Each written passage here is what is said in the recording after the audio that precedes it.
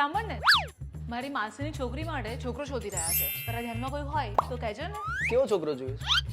એવું કોઈ ખાસ તો કીધું નથી એમને, પણ યુએસના વિઝા હોય ને તો સારું.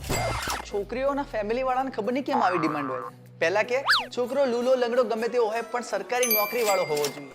હવે કે ભાઈ છોકરો ગમે તેવો હોય બસ યુએસ ના વિઝા વાળો હોવો જોઈએ, જાણે એમની છોકરી હિરોઈન હોય. બધે એવું નથી હોતું. તું તારે જ જો, તારી પાસે છે યુએસના વિઝા, છતાં પણ મારા પપ્પાએ તારી સાથે મારા લગ્ન કરાયા ને. હા તો તું કઈ મોટી કટરીના કેફ છે?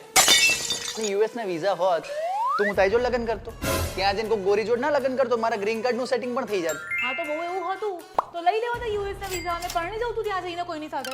ના ભાઈ ના, આ બધી ઝંઝટમાં આપણે નહીં પડું. મેં બહુ સ્માર્ટ કામ કર્યું છે જીવનમાં. અચ્છા, કેવી રીતે?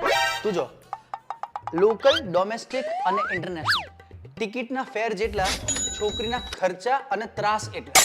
જેમ કે અમદાવાદની અંદર મેટ્રો, એએમટીએસ કે બીઆરટીએસ ટિકિટ કેટલી? મિનિમમ. એનો છોકરીનો ત્રાસ પણ મિનિમમ. ડોમેસ્ટિક હોય તો ફ્લાઇટના ખર્ચા, ટ્રેનના ખર્ચા, છોકરીનો ત્રાસ એટલો હોય. હવે ઇન્ટરનેશનલ લેવલ પર જાઓ તો ટિકિટ જ 2-3 લાખ રૂપિયાની આવે, તો છોકરીનો ખર્ચો અને એનો ત્રાસ તો ઓહો.